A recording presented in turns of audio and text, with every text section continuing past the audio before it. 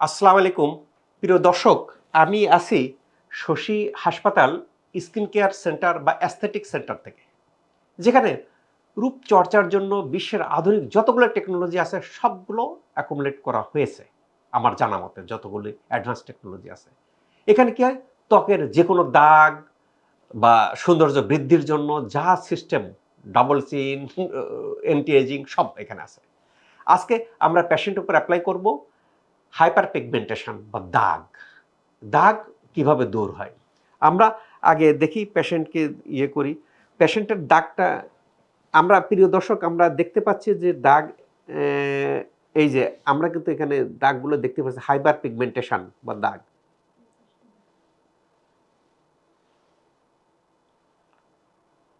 আমরা hyper pigmentation দেখতে পাচ্ছি।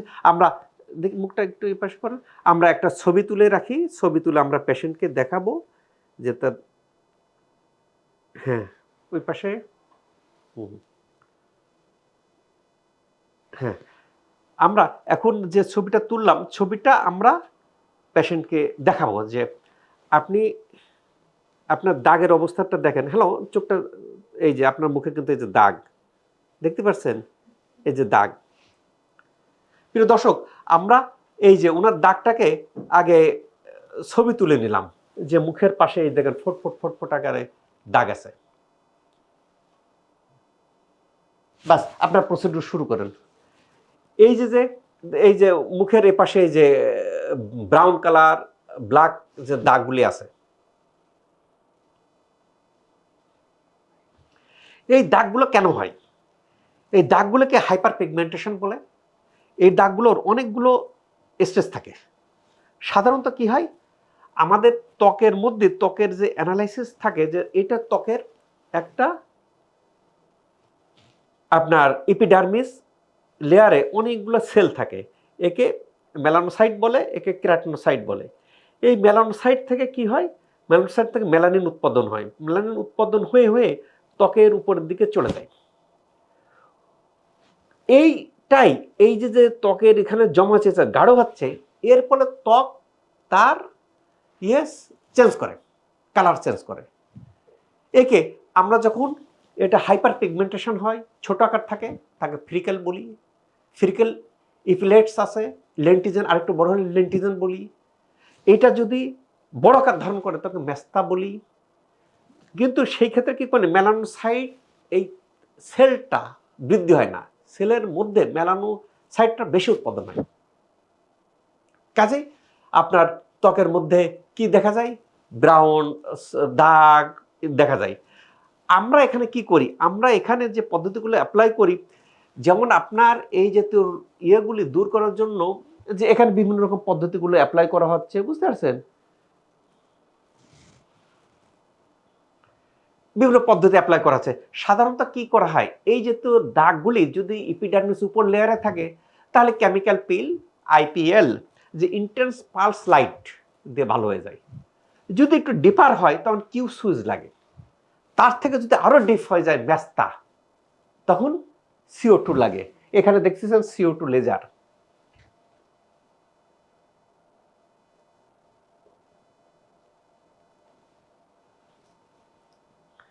তারপরে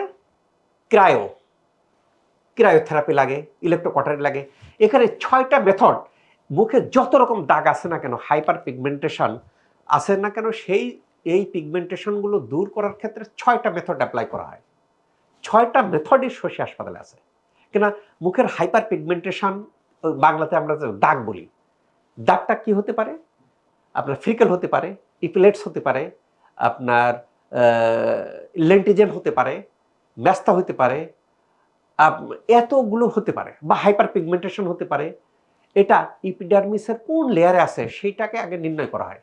সেটাকে নির্ণয় করে সেই অনুযায়ী ট্রিটমেন্ট মেথড, 6 ট্রিটমেন্ট মেথড। 1 নম্বর কি, কেমিক্যাল পিল।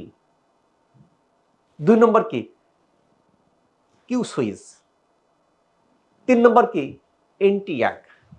4 নম্বর কি, আপনার কার্বন। 5 নম্বর কি, ক্রায়ো। 6 নম্বর কি, কটারি। 7 নম্বর কি, CO2 লেজার। দেখা যায় কি, যখন এটা খুব ডিপে চলে যাচ্ছে, আপনার সহজে অন্য কিছুতে আসছে না, ইপিডার্মিস ডার্মিসের মধ্যে চলে আসতেছে, সেই ক্ষেত্রে কিন্তু আপনার QCO2 লাগে।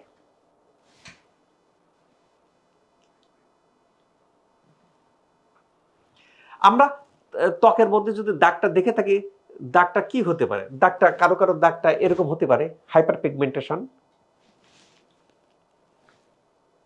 এটা মেস্তা মেলাজমা।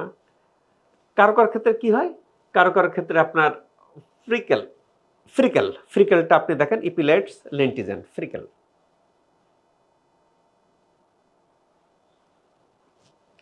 তারপর এখন যার এই সমস্যা সে বলে স্যার আমি ফ্রিকেল, লেন্টিজেন, মেলাজমা বুঝি না, আমি বুঝি আমার দাগকে রিমুভ করতে হবে এবং শর্ট টার্মের মধ্যে।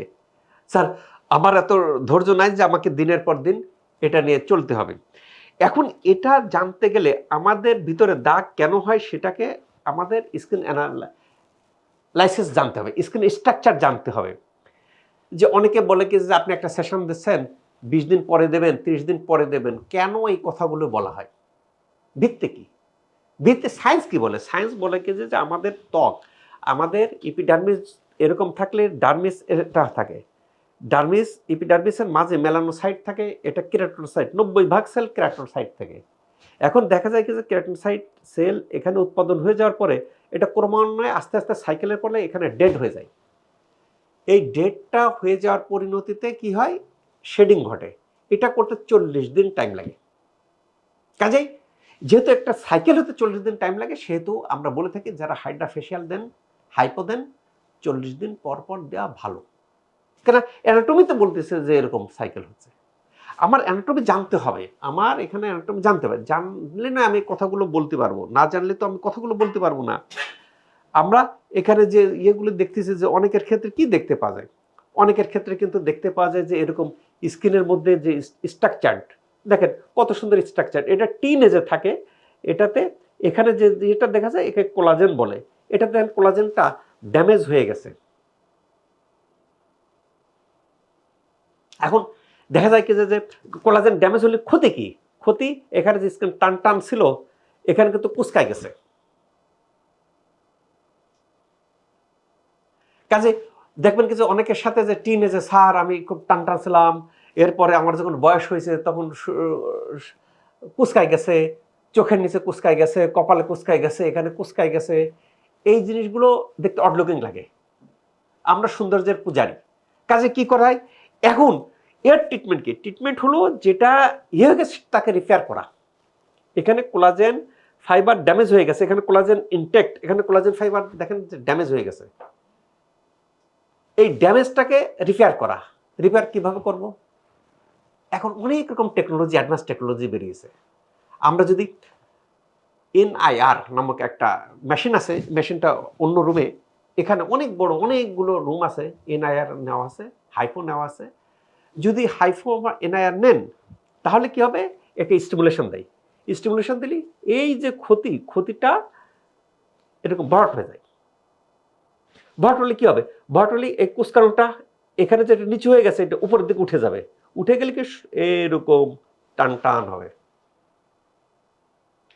কাজে যারা এন্টিএজিং করতে চান, শরীরকে ফিট রাখতে চান, ত্বককে টান টান রাখতে চান, তাদের ক্ষেত্রে কিছু অ্যাডভান্স টেকনোলজি ব্যবহার করতে।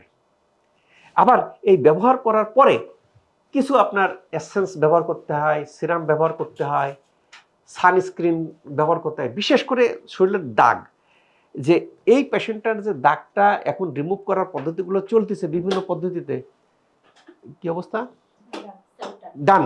প্রিয় দর্শক, আমরা এই যে লাইভ দিচ্ছি, লাইভে সরাসরি দেখতেছি, আগে এই পাশটা দেখি, দেখেন প্রিয় দর্শক আপনারা সরাসরি দেখেন যে কালো সেই ব্রাউন দাগগুলো কি হয়ে গেছে, এক নিমিষেই শেষ।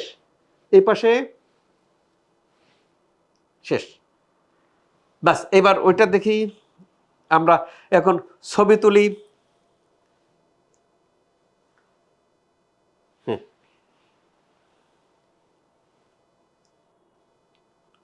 হ্যাঁ দেখেন, তবে এক্ষেত্রে সতর্ক থাকেন না, কারণ বিভিন্ন রকম ট্রিটমেন্ট দেওয়া হয়েছে কিন্তু চোখকে প্রোটেক্ট করার জন্য দেওয়া হয়।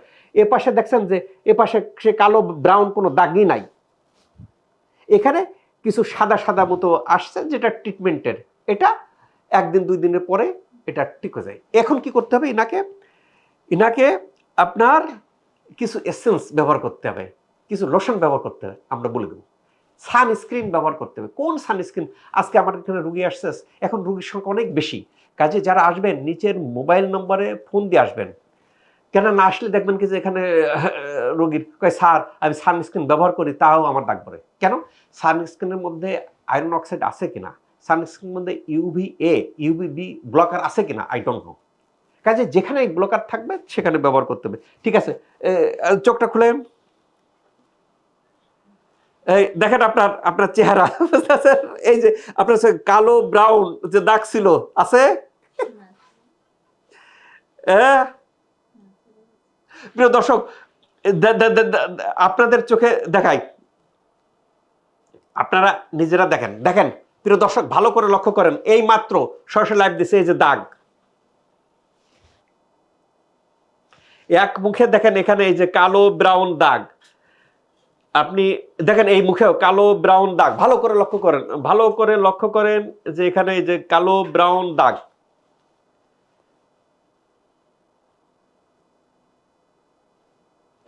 এটা তো ট্রিটমেন্টের পরে দাঁড়ানে, এটাতে ইনার মুখের যে ইয়েটা,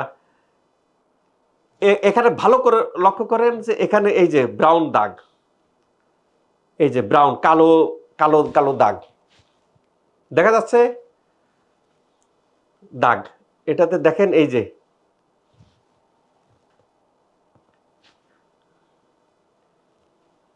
এবার ট্রিটমেন্টের পরে কি ঘটলো, ট্রিটমেন্টের পরে আমরা এই যে টোটালি ফ্রি, কোনো দাগ নাই, কালো সেই ব্রাউন দাগগুলো সব শেষ, শর্ট টাইমের মধ্যে কালো ব্রাউন দাগ শেষ আল্লাহর রহমতে। এখন এই যে যে শর্ট টাইমের মধ্যে কেন, আমরা আগে অ্যানালাইসিস করছি, অ্যানালাইসিস করার পরবর্তী স্টেজে দেখা গেছে কি যে ইনার যে স্টেজে রয়েছে সেই স্টেজের জন্য কোন ট্রিটমেন্ট প্রযোজ্য। এখানে যে 6 রকমের ট্রিটমেন্ট পদ্ধতি, 6 থেকে 7 রকমের ট্রিটমেন্ট পদ্ধতি, chemical peel, IPL, Q সুইজ, এন্টিয়াগ, CO2, কঠারি, cryotherapy, তার মধ্যে ওনার ক্ষেত্রে কোন কোনটা লাগবে, কারো ক্ষেত্রে একটা দুটোতে কাজ হয়, কারো ক্ষেত্রে সবগুলো লাগে। এটা স্ক্রিন টেস্ট করার পরে আমরা দেওয়ার পরে এখন কি হবে, এখন আমরা ওনাকে একটা গাইডলাইন দিয়ে দেবো কতক্ষণ উনি পানি ইউজ করতে পারবেন পারবেন না, কোন সানস্ক্রিন ব্যবহার করবেন, কোন লোশন ব্যবহার করবেন, কোন ফেস ক্রিম ব্যবহার করবেন, সারা জীবন ভালো থাকবেন ইনশাল্লাহ। দেখবেন কিন্তু যে কারণের প্রেক্ষাপটে এটা হচ্ছে, ওই যে যে কারণগুলো আমি ব্যাখ্যা করলাম, যে কারণগুলো ভেরি ভেরি ইম্পর্টেন্ট। আমার সূর্যের আলো এখানে স্টিমুলেশন দিচ্ছে, দেওয়ার পরে কি করতেছে, এই যে মেলানোসাইট মেলানিন উৎপাদন হচ্ছে, উৎপাদনের জমা হচ্ছে, এই জমাটাই ওই দাগ, এই জমাটাকে আমরা এখন রিমুভ করে দিলাম। এইবার ভবিষ্যতে যেন না ঘটে সেই জন্য ওনার ত্বকের জন্য পারফেক্ট যেটা সেটা অ্যাডভাইস দেবো, সেটা ব্যবহার করবেন, ভালো থাকবেন। কাজে এই যে তো মুখের যার ফ্রিকেল আছে, মেলাজমা আছে, লেন্টিজেন আছে, ইপিলেটস আছে, হাইপার পিগমেন্টেশন আছে, সবগুলো আল্লাহর রহমতে ভালো হয়। আপনাকে সঠিক জায়গায় সঠিক পদ্ধতি আসতে হবে, অ্যাডভান্স টেকনোলজি ইউজ করতে হবে। আমাদের যত রকম দাগ আছে আল্লাহ তাআলা যেন দাগ থেকে মুক্ত রাখুক, এই প্রত্যাশায় ডাক্তার শহীদুল ইসলাম।